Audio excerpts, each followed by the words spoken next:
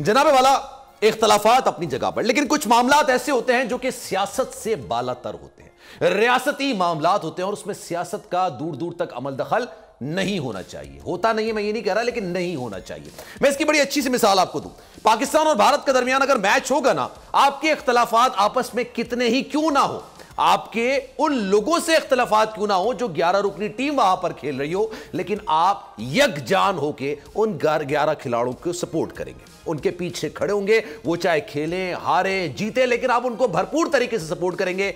ये रियासती मामलात होते हैं, ये खेल के मामलात तो हो गए, लेकिन सिफारतकारी भी कुछ इसी तरह की होती है। अगर आपकी तरफ से कोई ऐसा शख्स जा रहा है जो आपको रिप्रेजेंट कर रहा है, तो आपने उसकी भरपूर हिमायत करनी होती है। और एक ऐसे मुल्क के साथ जो कि आपका दुश्मन है, वहां पर जाकर बात कर रहा हो, तो जनाब आपने उस पर नुक्ताचीनी नहीं करनी चाहिए और उसको भरपूर तरीके से सपोर्ट करना चाहिए। ये रियासत के मामलात होते हैं, इसमें सियासत का अमल दखल नहीं होना चाहिए।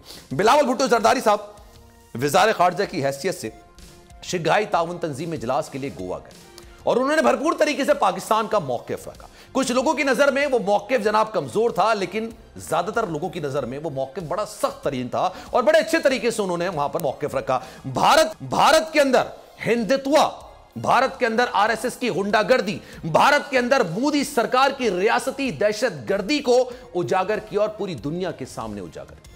कुछ लोग थे जो ये कह रहे थे कि जनाब यहां पर शिरकत नहीं करनी चाहिए थी, लेकिन ऐसा नहीं है। शंघाई ताउन तंजीम की बुनियादी चाइना ने रखी थी, जो कि आपका बेहतरीन दोस्त है। बेहतरीन दोस्तों में तसव्वुर किया जाता है, तो क्यों हम अपना प्लेटफॉर्म छोड़ देते, क्यों अपनी जगह छोड़ देते, भारत को खिल के खेलने का मौका देते। बिलावल भुट्टो जरदारी साहब वहां पर गए, उन्होंने रियासती दहशतगर्दी का जिक्र किया जो कि भारत कर रहा है। उन्होंने यह भी कहा कि वो ना सिर्फ हमारे मुल्क के मुसलमानों को, पाकिस्तान के मुसलमानों को, बल्कि जहां वो मुसलमान देखते हैं वहां पर उनको दहशतगर्द कहना शुरू कर देते हैं। उन्होंने कहा कि मुझे बड़ी हैरत हुई, और मैं आपको बड़े मजे की बात बताऊं, it is not an easy task to face Indian media.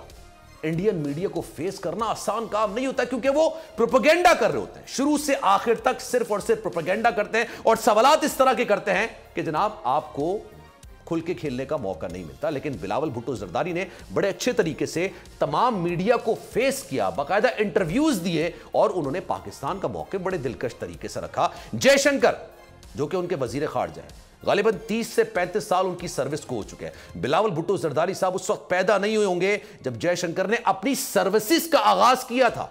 तो आप सोचिए, बिलावल भुट्टो जरदारी साहब ने वहां जाके जयशंकर को इतना अनकंफर्टेबल किया कि आज उनको प्रेस कॉन्फ्रेंस करनी पड़ी और उस प्रेस कॉन्फ्रेंस में वो सिफारती आदाब ही भूल गए। जब बिलावल भुट्टो जरदारी ने भारत छोड़ दिया, पाकिस्तान आ रहे थे, अब आप प्रेस कॉन्फ्रेंस करके कुछ भी करते रहें, उससे कोई फर्क नहीं पड़ता। इस पर आज बात करेंगे, लेकिन ये तो जनाब बैनुल अक़वामी मामला, पाकिस्तानी मामला। पाकिस्तान में 14 मई को होने क्या जा रहा है। सुप्रीम कोर्ट में 2 केसेस चल रहे थे। एक केस का फैसला सुना दिया गया और कहा गया कि 14 मई को इलेक्शंस करवाने हर सूरत होंगे। फिर जनाब एक पिटीशन दायर की गई जो कहा गया कि जनाब पूरे मुल्क के अंदर 1 तारीख को इलेक्शन होना चाहिए। उस पर फिर कहा गया कि हम कंसेंसस कर लेते हैं, मुज़ाकरात कर लेते हैं, बातचीत कर लेते हैं। 3 दौर हुए, तीनों नाकाम। अब सुप्रीम कोर्ट में शाह अहमद कुरैशी साहब जो कि पाकिस्तान तहरीक इंसाफ की नुमाइंदगी कर रहे थे, उन्होंने वहां पर जाके बोला कि भाई सुप्रीम कोर्ट आईन और कानून के हिसाब से जो फैसला करना चाहे कर ले, और इसका फैसला भी अब महफूज कर लिया गया। तो क्या 14 मई को वाकई में पंजाब के इंतखाबात होंगे, नहीं होंगे? खान साहब ने भी आज कह दिया है कि जनाब से वो रोजाना की बुनियाद पर जलसे करेंगे, अवाम को बाहर लेकर आएंगे। एक तलवार ना अहली की भी लटक रही है कि जनाब अगर तौहीन अदालत हुई तो ना अहली की तलवार तो लटकेगी। हवाए नफ्स की है हुक्मरानी, लुटेरा कर रहा है पासबानी। बोल न्यूज के मार्केटिंग हेड आकाश राम ताहा लापता, तफ्तीशी इदारे जवाब देने से कासिर। अहले खाना परेशान, बेटे की जुदाई में माँ गम से निढाल। जो बच्चो हिंदू पर आए थे जो को पाकिस्तानी, मुझे मेहरबानी करे पंहिंजो आकाश वापस कयो। अमेरिकी सेनेट में कांग्रेसमैन की आकाश राम के अगवा के खिलाफ पुरजोर मुजम्मत। And I, of course, have been concerned about some of the terrible disappearances, some of the abuses of human rights in Pakistan.